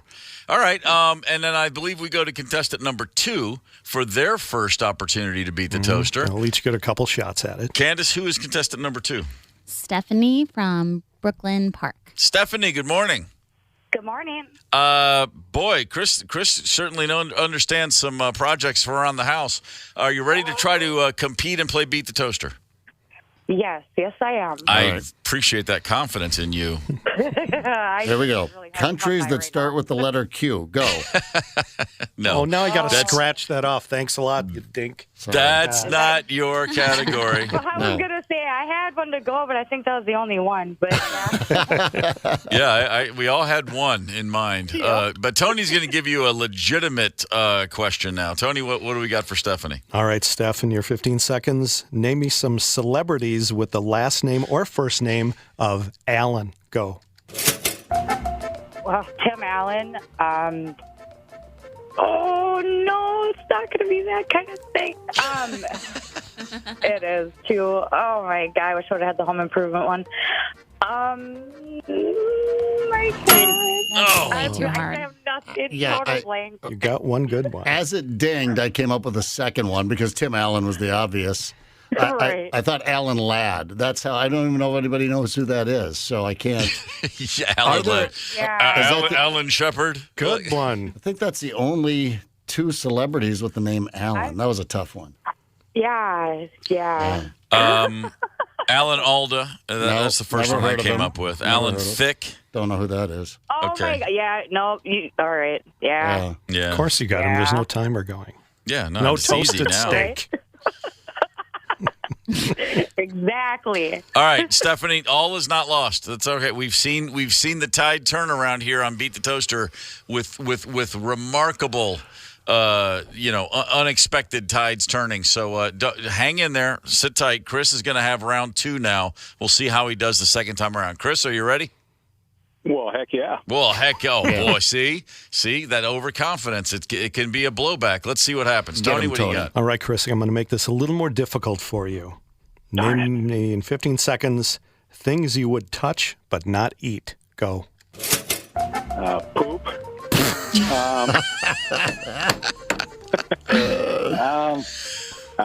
Shoot. I don't know. Literally anything Rocks. Rocks. Ryan, you took away his time. Sorry, I didn't. I don't even know why I was trying to help out. Literally anything. The phone you're holding, but yeah. That was a Poop. bad one. I like food. I was waiting for him to say cactus, porcupines. Right. Too bad you only get one for poop. That should have been worth like 5. All right, give him 2. So he got rocks in right under the buzzer, so he got 2. So Stephanie, make no mistake, Stephanie, you're still in it. You're still in the hunt. You're gonna have to come strong here on round 2, but it's still a possibility. Okay. All right. All right, Steph, I'm going to make this a little easier for you. You were challenged last time. So in your 15 seconds, if you happen to win $1 billion playing Powerball, what will you do with the money? Go. Buy an island. Buy this country. Buy a car. Buy a house. Buy myself. Buy a store. Buy a casino. Buy a piece of gum. Wow. All right. My favorite was you would buy yourself. Yeah, I'm going to love that. Nix that one. Yeah. I'm expensive. Wow. I'm curious. Is there a? Well, we don't need to dig into that one too much. That's more for you and your psychologist, I think. It's okay. I love you can buy the United States for $1 billion. An island, a country, a car, a house, myself, store, casino. It was a strong list. Yeah. I don't think Stephanie caught Chris in total points, or did I miss one, Tony? What's your count? I believe that was 7. That was 7. Chris had 8 in round 1. He had 2 in round 2. I think Chris is going to edge out this one. A hell of a comeback, though. It was a tremendous comeback for you, Stephanie. Yeah. Stephanie, you're going to walk away as our runner-up today. You've got tickets to see Tom Kiefer Saturday night at the Medina Entertainment Center with L.A. Guns. Oh, that's cool, though. I'll take it. That's totally cool. That's going to be Tom Kiefer is a showman from the old school. Seriously, he's a great performer. You know what I like about him going out solo? Originally, he was a really bluesy artist, and then a record company got a hold of him and said, no, you guys got to tease your hair, and we got a hair banded up. Yep. When he performs solo, he gets back to that bluesy stuff. Sounds great. Yeah, no, he's the real deal. And then, Chris, you are the winner today. You have tickets to see Tim Allen at the Orpheum Friday, October 20th. That prize provided by Nightlight Promotions. Congrats, Chris. Well, thank you much. You got it, man. Cheers. Speaking of cocaine sharks. What? Not Chris. Oh, okay. My 2 favorite quotes from Beat the Toaster, poop. Yeah. And the second one, it's not going to be one of those, is it? When she totally went blank. Because I know what you're thinking. Your mind goes blank. And you're like, it's happening to me. There it is. It's like you enter the do-do-do-do-do-do-do-do. To your points up about Tom Kiefer, I remember when Cinderella hit, and they were just another one of those teased up hair mascara bands, and then they put out one album that was all of a sudden it was like, oh no, this is like blues based rock and roll music, and everybody went, wait, what? And of course there's Tom Kiefer, the guy going, man, this is what I was always trying to be. You know, it's a tough thing when the label says, hey man, we love you, but but we don't love you. Right. we think you'd be great doing something totally unrelated to what you're doing. Right. Yeah, that's a common tale from those days. In the late 80s, boy, the hair and the eyeliner was, man, how did the eyeliner company stay in stock? Right, I don't know. They were really cranking it out. They had to experiment on a lot of bunnies back then. I saw Cinderella open for AC/DC in 1988, and I think I was the only person at the arena not wearing eyeliner. It's just as was the fashion of the time. Yeah, no doubt. That is how that went. Hey, real quick, the KQ Morning Show, the one you're listening to right now, we are hitting the road for a long weekend. KQ up north with BigDeck.com. October 5th through the 8th at Cragun's Resort on Gull Lake. Join us for a broadcast of the KQ Morning Show. We're also going to have a karaoke party. There will be a happy hour boat cruise and, of course, live music. You can book your stay right now at our website. That's 92kqrs.com. This getaway sponsored by BigDeck.com and Cragun's Resort on Gull Lake. We are all looking very forward to that. The loons are going to be out in full force, baby. You know that's true. Exciting. We've done a lot of cool trips with KQRS, but this one I'm really looking forward to. I know what you're thinking, backyard, it's just up north there, Zepp, but I love Cragun's Resort. First of all, I haven't played golf there yet, so I'm really looking forward to that, but it's just a great hangout. I'm looking very forward to it. This will be my first. I mean, this is my first trip with KQ. Out of town. We have a cruise tonight. That's a little bit of a trip. We had a cruise last month, a little bit of a trip, but this is the real deal. I'm There's excited. an initiation process. Yeah, I would worry. I'd be worried if I was you. Do you see how big I am? What do you're going to scare me, Candace? What are you going to do? I'm going to jump up. You're going to jump up? Don't you dare. I'm going to be haunted by the Brainerd Loon. I grew up near, there's a legend of the Bell Witch down in Tennessee. And now the legend of the Brainerd Loon is going to come. Oh, man. I was up at Cragen's. I was sound asleep, and I heard this noise coming towards me, and it turned out it was just Candace drunk. But, man, it was terrible. It was terrifying.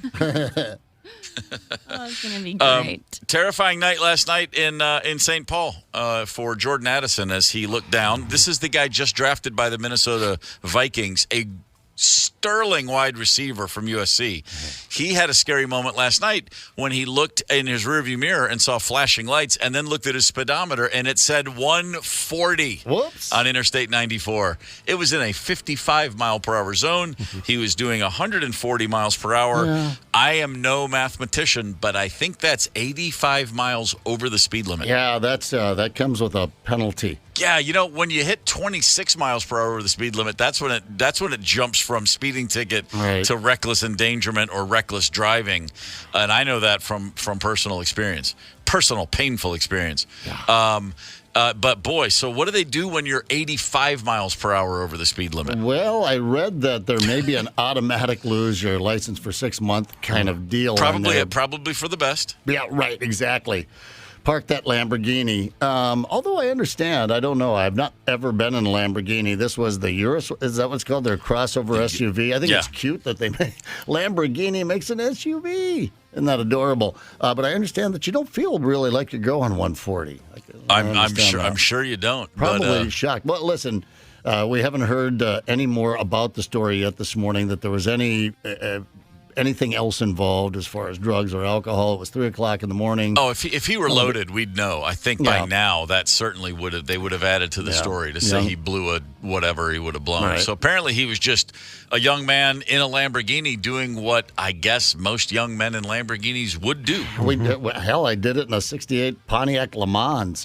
What's the fastest you've ever driven or ridden? Well, I mean, not on a track, but just on a highway. 125-ish. Yeah, right up. Motorcycle or car? That was in a car. Motorcycle, right around that same speed. Anytime I get up over 120 on a motorcycle and that front tire's coming off the ground a little bit, that's the sign to maybe slow down a little. That does it for me. Then I think in a pickup, I know I've been over 100 on the truck safely, of course, out on the road with cones and helicopters and ambulances. Tony, fastest you ever went? I was in my grandpa's Chrysler New Yorker. I went 110 up Highland Parkway with 5 guys in the car. Attaboy. No. Wow. I mean, that's very. I mean, terrible. That could have been one of those stories that people told for years. Yeah, there was 5 of them. Yeah, in that New Yorker. Foolish lad. Yeah, he's going to get now. Listen, because he's a public figure, he's a Minnesota Viking. There's, a whole bunch of stuff that comes with that. You're supposed to be a role model. He's going to get it. But I mean, you can understand how this happens. You can't condone it. It's unsafe. And thank goodness. And at some point, he's going to realize, he probably already has, that. Thank God I didn't hit something. Or someone. So I mean, he'll grow from this as well. But could have hit a loon. Yeah, he could have hit a loon. Candace, speeds on Dale Street. You're not that cool. No, it was 94. He was on 94 near the Dale Street exit. Near Dale. That's what I'm saying. Okay. Near Dale Street. Oh, who speeds near Dale Street? Well, a jerk face. Candace, fastest you've ever traveled in a vehicle on the ground, what was it? 83. 83. I'm just kidding. I don't know. Definitely not that much. Not that much. Well, that's pretty Is speedy. that a lot? 83 is not that fast for all-time fastest. I don't know. Maybe probably not that much. I don't know. I doubt it. The only time I've been in a vehicle, the only time I've been on a highway going over 105 miles an hour was on the back of a motorcycle. Back of a motorcycle? Back of a motorcycle. We hit 110. No. Real fast. Up and then right back down. But I didn't know that was going to happen. And I did not appreciate it at all. Were you squeezing just hard? Hit the throttle, yeah. By the way, the guy riding it's bigger than me. He's like a full inch taller than me. Two giant dudes on a motorcycle hit 110. I was not happy about it. Yeah, you're right, especially with someone on the back there. That front tire comes up. It scared the living, but I did not soil myself, but I could have. Right. Yeah, pinch his nipples. Slow down. Yeah, it was a great opportunity to do that. Man, I used to have a gal that would do that on the back of the bike. She'd pinch my nipples if I went too fast. Well, now I'm filled with regret. I know, it only made me go faster. Didn't know that was an option. Hey, at 9 o'clock, we're joined by Acme Comedy Company headliner Lori Kilmartin. Hang tight for that. It's the KQ Morning Show. 92 KQRS. Zep, Tony, Candace, and Steve Gorman are the KQ Morning Show. 92 KQRS. I'm Steve Gorman. This is the KQ Morning Show. It is Friday, July the 21st. Good morning. If you are in the Twin Cities this weekend, tonight and tomorrow night at the Acme Comedy Company, Lori Kilmartin will be appearing tonight at 7 and 9:30, tomorrow night also at 7 and 9:30. And if you, like me, are a longtime fan, you know that there is probably nothing better you could be doing with your time. And Lori is on the phone right now. Lori, it's great to talk to you. Good morning. Hi, Steve. Thanks for plugging the shows. Well, listen, man, that's what we're here for. I am a longtime fan of yours, and I know that you got a kid. What is he, a teenager now? How old is your son? I do have a teenager. He's 16 years old, and I have to say the best part of being a teenager is not, or having one, is I don't have to read Harry Potter books to my son anymore. Right. Pardon me? No, it's a nice transition when you get away from that stuff. Sure. Oh, I hate J.K. Rowling. Honestly, I've hated her way before she became a TERF because she's a terrible writer. Like, I used to read Harry Potter books to my son and just think, I hope these kids die. And take Hagrid with you with that Scottish dialect. Don't make me read that anymore out loud. Here's the thing. She uses too many adverbs. She absolutely, positively, totally, completely adverbs. Yeah. That's a classic J.K. Rowling sentence. Maybe if she hated adverbs as much as she hates pronouns, she'd be a better writer. Wow. Okay. Well, and no argument, because I too struggled through those books. But I asked about your kid because I'm wondering if you're aware of this new thing that's happening. You know, the Tide Pod challenge that was going on a couple weeks ago. Now, word on the street, Lori, is kids are eating borax. Borax. You know, here's the thing. If a kid wants to eat borax, let him. Let's just end this early, shall we? Right. Okay. We were talking about thinning the herd ourselves here. Yes. Yeah, I don't have borax in my house, but that's because I like to eat it. It actually tastes pretty good if you've ever had it. It's only as a condiment. I've never gone like a bowl of borax before. I did my BMI. Have you guys done your BMI ever? Your body mass index? At some point, I don't remember anything about the process. My number is 27, which puts me in the overweight category. Okay. And so I was thinking maybe I should try Ozempic because I've never been skinny and I've never had chronic diarrhea. And you could get both with Ozempic. But then I was thinking I'm descended from Irish immigrants, and my ancestors came here fleeing the famine. They were starving to death when they got here. Right. And 5 generations later, I stand before you a solid size 14, 12 at Old Navy. Am I overweight or am I an American success story, Steve? You can be both. You know, we're not going to limit your. These things are not mutually exclusive. Thanks so much. So we were talking about kids eating borax, Tide Pods. When we were, and 3 of us here on the show go back to the 70s and 80s. We remember those days well. Beyond some of there were fads and stuff, but we weren't like ingesting soap. But my question for you is, were you ever crimping your hair? No. You mean like with a crazy curling iron? Yeah. That was a big thing when I was in high school. A lot of crimping happening. No, I have rock straight hair. I don't even know if that's the way to describe it, but it doesn't hold a curl for a second. No, I never did. Honestly, for me now, if I just brush my hair before the show, that's a big deal. And I will brush my hair before both shows tonight at Acme. Well, that's a promise. Well, that's even more of a reason that people should head out and see the show. That's great. It is more more of a reason. Yes. You're going to laugh, and you're going to see a great head of hair on that stage tonight. That's fantastic. That's the only part of me that's really holding up is the hair. So please come out for that. Lori Kilmartin, 45 jokes about my dead dad. Sincerely, my condolences on your loss. And, and sincerely, my appreciation for you doing something that a lot of us who've lost people we care about don't have the ability to do, which is just write jokes through your grief. I mean, trying to get your arms around a loss. In this case, it was your dad. That process, it must have been everything at once, cathartic and terrifying and everything in between. It was. I mean, that was also, like in 2014, and I have a new chunk of material about my mom dying of COVID. So, guys, I'm really bringing the heat this weekend at Acme. Jeez. Laughing through the grief. Yeah, that's it is something that boy, I saw it's not a trailer. I saw the long form, the thing you posted on YouTube with the 45 jokes. Oh, it's incredible. It's absolutely incredible. And thank you. But and from what I learned from that, you grew up in a house where you guys were just, what's the word, cracking wise, and you were breaking each other's balls all the time. Yeah, I guess so. I mean, we were joking through, and my dad was in hospice at the house for like 9 days. So we were joking through it, and that's kind of what carried us through. Yeah. And then with my mom, she died early in COVID, so she was, we were joking over the iPad.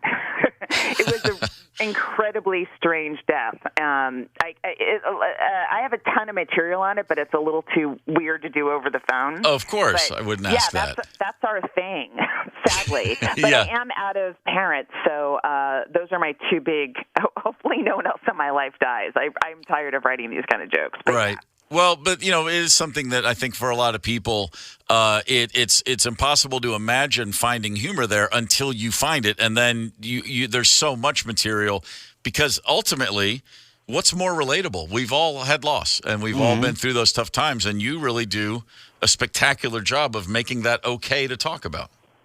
Oh, thank you. Yeah, I mean, to me, I think we should treat it like it's just another experience, even though it's not. To me, that's one way to kind of break it down a little bit and not be completely overwhelmed by the loss of the only two people that love me unconditionally. Right. Sure. The rest of my life will be predicated on conditional love, and I'm going to die alone. I'm convinced. If it's based on my personality, it's not happening. Oh, come on. You got the kid. The kid's going to be there for you. I feel it's very conditional on the devices I provide for him. If I don't update his iPhone, it could be over for us. Well, for now, yes, it will come around. There will be a day when he wakes up and goes, actually, she's pretty cool. All right, it's good. It's good. I hope to be there for that day. Is he funny? Is your son, is he got the gift of, does he have the Kilmartin wit?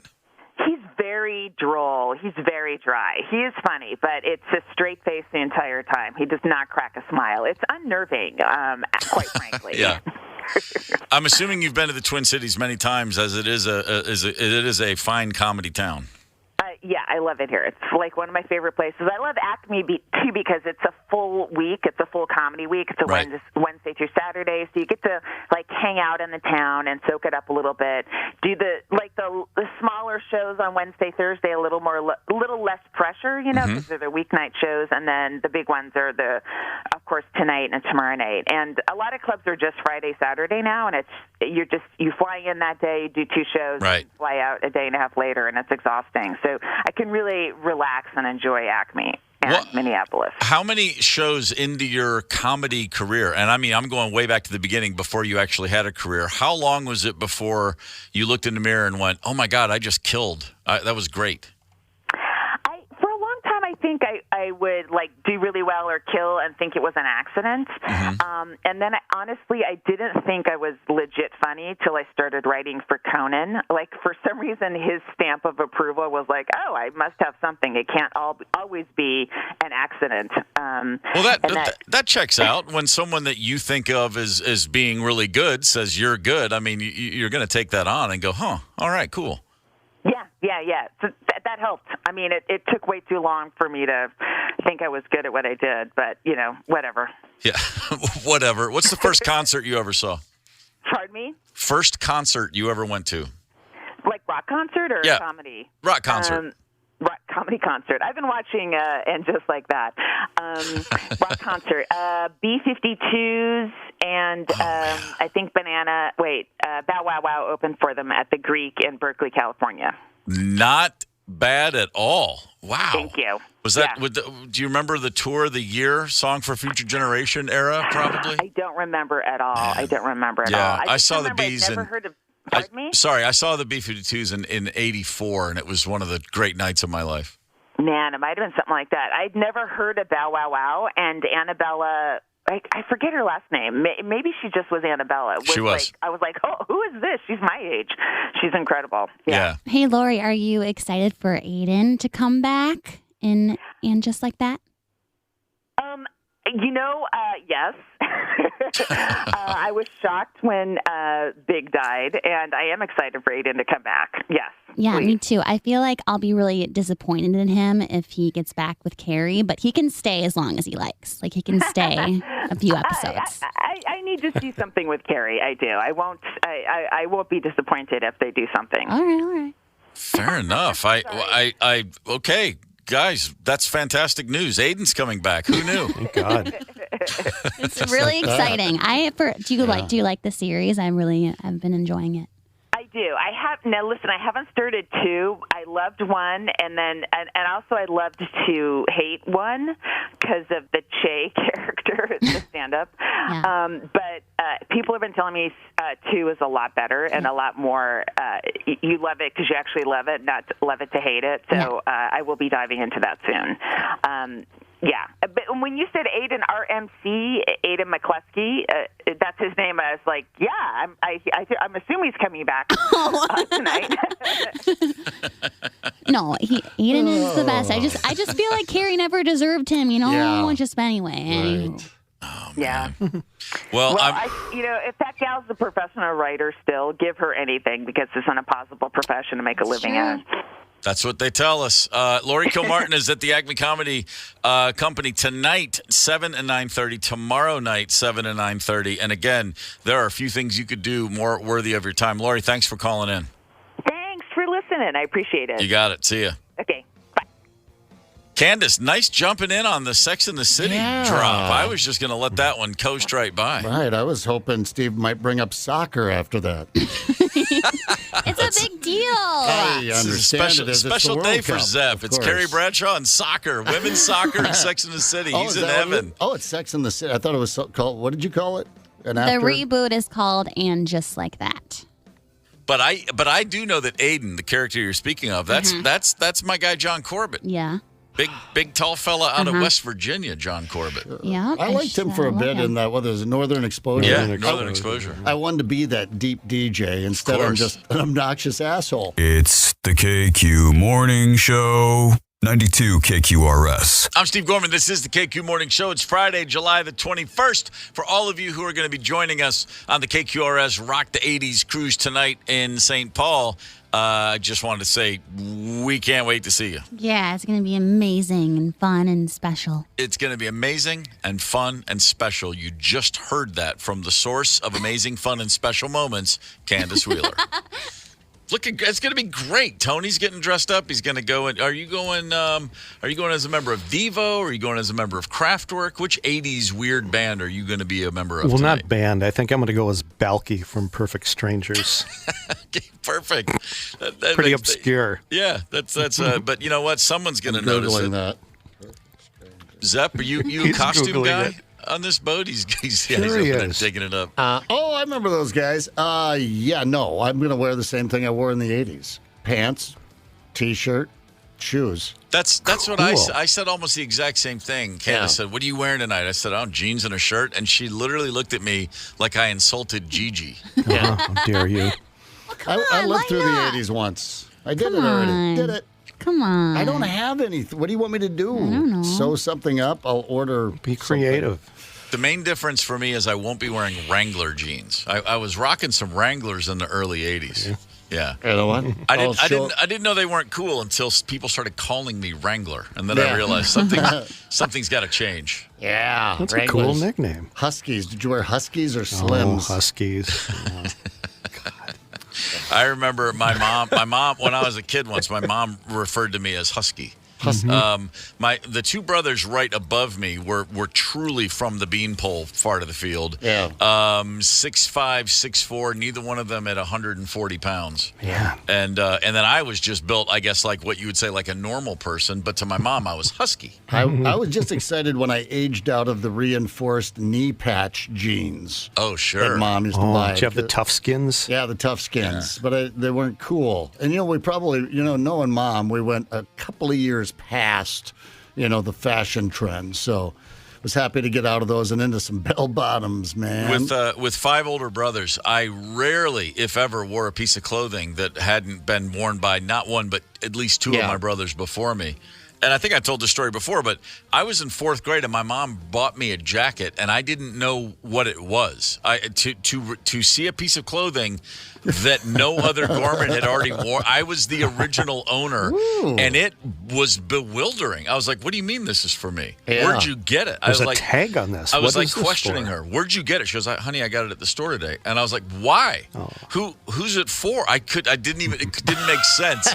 I was like, but it's not a hand-me-down. What do you mean? I can't wear something Doug and Dave and Jim and Tom and Bob didn't all wear. Yeah, right. All their stains on it and stories. It was a windbreaker, but it was a windbreaker that was designed to kind of look like a leather motorcycle jacket. It had like some, and I wore it to school the next day, and I put it in my locker. I was a 4th grader. Put it in my locker, went into class, and then after a few hours, I was like, it's probably time I bust out the windbreaker. And I raised my hand and I said, Miss Roz Marinowski, that was her name, Miss Roz Marinowski. I said, I'm a little chilly. Can I go get my jacket? And she was like, sure. And I went out and put it on and walked into the class. And I fully expected, and I remember this feeling very strong, like, this is going to blow their minds when everybody sees this jacket. Wow. I thought that was going to be it. I was waiting for the sound effect. And I opened the door and I marched to my desk. And then I went, oh, they're all so freaked out, they don't know what to do. And then within a minute, I realized no one cares. Yeah. It's just a windbreaker. Just a windbreaker. But boy, for a few minutes there, it was like when I buy that Powerball ticket. This is going to change everything. Going to change everything. The fashion ball and chain that my mom latched to us kids, well, to me in particular, I thought was, for some reason, my mom thought all of our shirts had to match our eye color. Did moms do that back in the 70s and 80s? I don't know. My mom did. My brother had beautiful blue eyes. Everything he got was blue. Really? Yeah, look at all his school pictures. He's wearing blue. It just pops. My eyes are brown. Yeah. Everything I got was brown. Just crap brown. I got a rock. Yeah. Charlie. I couldn't have real Adidas. They were too expensive, so my tennies had 4 stripes instead of 3. My God. Really? It was humiliating. Oh, yeah, the 4 stripers. Man. Yeah. Oh, I let me tell you something. If I went to a friend's house and they had actual, like, brand name potato chips as opposed to giant food potato chips, it was like, you got Lay's? Holy crap. I know. Or there was another thing. We were talking earlier in the show about trends and things from the 80s, but go back to the 70s. There was a thing called the Pop Shop.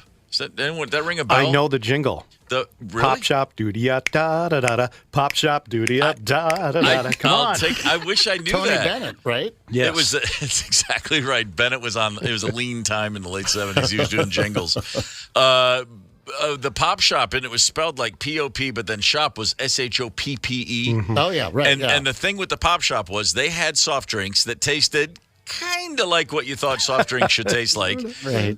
They were familiar enough where you'd be like, yes, that is a cola product. Yeah. But it sure as hell wasn't Coke or RC. Don't talk to me about Pepsi. And but you would return the bottles for you bought a case at a time, and they were little weird little round bottles, and then you would return them for money back, and it was a whole thing. It was just some sort of bottle racket. Yeah. And my mom tried to sell us on the Pop Shop for a while. She was, guys, it tastes the same. It's just as good. And then one day, the 3 youngest Gorman boys, we had the Pop Shop rebellion. We literally said, we're done. Enough. If you bring it to the house, we will not drink it ever again. We are finished. And we won. We held our ground. Okay. It was the first time I ever felt like a member of a workers union. Right on. It was the bottom 3 Gorman workers union, and we got Pop Shop removed, and then it was but we didn't get right to Coke, and we went to into a Faygo phase. Oh, then it was like Faygo soft drinks, and it was still a step up. They had the various flavors. I remember the Faygos, absolutely. Oh, my buddy Doug just texted, "You're forgetting JCPenney plain pockets." Right on. Yeah. That was a big one. Oh, yeah. The JCPenney plain pockets, too. Yep. Yeah? Sure. All right. Well, I'll look around for my JCPenney plain pockets, and if they're around, I'll cut them off, find my mesh tank top. Right. with the brown stripe through it. Okay. And I'll wear that tonight. All right. I might go, now that Candace is shaming me publicly, I have in the past, there was a time when I did attempt a teased hairstyle. Okay, there was a moment when there was a little bit of work put into the hair. I might go there tonight. I might just moose it up. Who am I kidding? I'm not going to do that. I was like, put on some black leather pants and tease my hair and go some eyeliner. Just do it. Live a little. If you go ahead and dye that black, you could go as the other brother in Perfect Strangers, the dorky one, not the dorky one, not the American dorky one. I'm just looking at photos of these guys now. Oh, Cousin Larry. Cousin Larry. Oh, is that what he was, Cousin Larry? Cousin Larry and Belky. Wait, from Meepos. Who's the other guy? Wait, you said Perfect Strangers, and I went straight to Bosom Buddies, which was Tom Hanks. Oh, yeah. Perfect Strangers was Balky. I remember Balky, but who was the American guy? Exactly. Who was he? Cousin Larry. Cousin Larry. That was it, Cousin Larry. Cousin Larry. Black hair, yeah. Missed that whole thing. Did real quick, I think this is important to mention before we take a history lesson. Just a quick story I saw. An assistant manager at Burger King was fired because he had thrown away some French fries, but then later retrieved fries from the garbage to serve them to a customer. Oh. Now this was not now apparently I don't know if the garbage can had other stuff in it. It could have just been where you put the old fries. But he was seen scooping them out of the garbage and then serving them. So he lost his job at Burger King, but also he's facing 20 years in the joint because apparently that's illegal to do.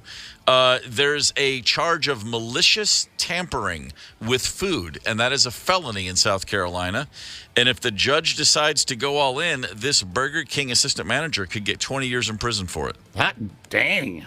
Well, that's probably not going to get 20 out of it, but no tampering with food, no day. You know what? I'll eat fries out of the garbage. When I get home, throw my fast food away, have several cocktails, realize that there's no other food in the house, and I dig them back out. You ever done that? Dig the fast food bag back out, go back in for the unused fries.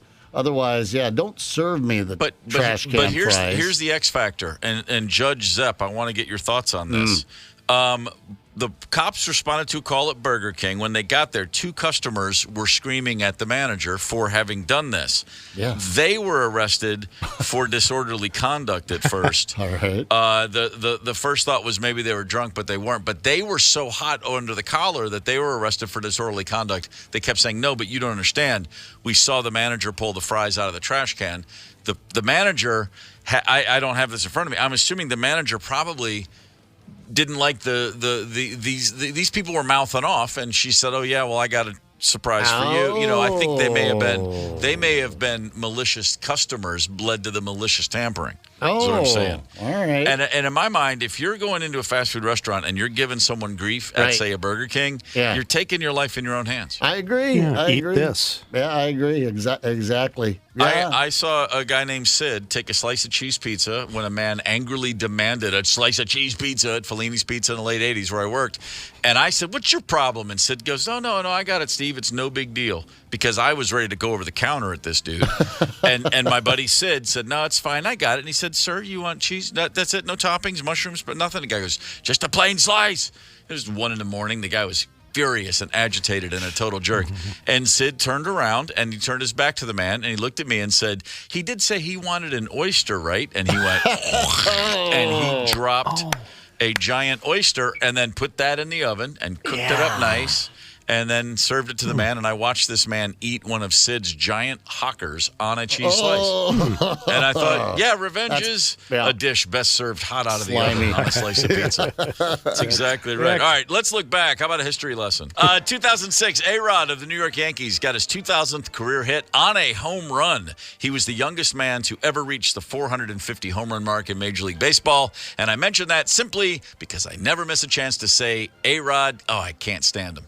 He just bugged me. He was, like you said earlier, Zep, kind of cool at first in Seattle because he was just such a talent. Yeah. But once he started chirping, once he signed that giant deal with Texas, then he signed that giant deal with New York, and then I saw him on 60 Minutes talking about his art collection. And I was like, oh, stop it. Stop it. Knock it off. And then there was the whole J-Lo fiasco. Yeah. Just go take a long walk, dude. Keep and walking. then a year after that happened, David Beckham made his U.S. debut as a soccer player for the Los Angeles Galaxy. Beckham is the A-Rod of soccer. A guy that was talented, but I couldn't stand him the minute I saw him, and it's just gotten worse with age. Yeah, and that was like the big ambassador. That's the guy that was supposed to sell it to the rest of us. We're And like, and he showed up and barely played. Right. And his teammates, Landon Donovan among them. Landon Donovan, one of the great U.S. players, said, all we care about at a minimum is that he commits himself to the team. And as time went on, he proved that he did not have the ability to do that. Never watched him play soccer one time, but uncomfortably I've seen him pictures of him in underwear far too many times. Yeah, and then when you do hear him talk, then it gets worse. Because he kind of talks like this. I think it's going to be great when Messi comes to play for Miami. Right. He's just got a weird voice. It doesn't sound anything like that, but it's just as annoying, trust me. And wasn't he one of the Spice Girls? He married one of the Spice Girls. Oh, all right. But at the same time, you know how couples start to look alike after a long time? Sound alike? Yeah, Posh Beckham. It looks like one person to me. Posh Spice. The KQ Morning Show, 92 KQRS.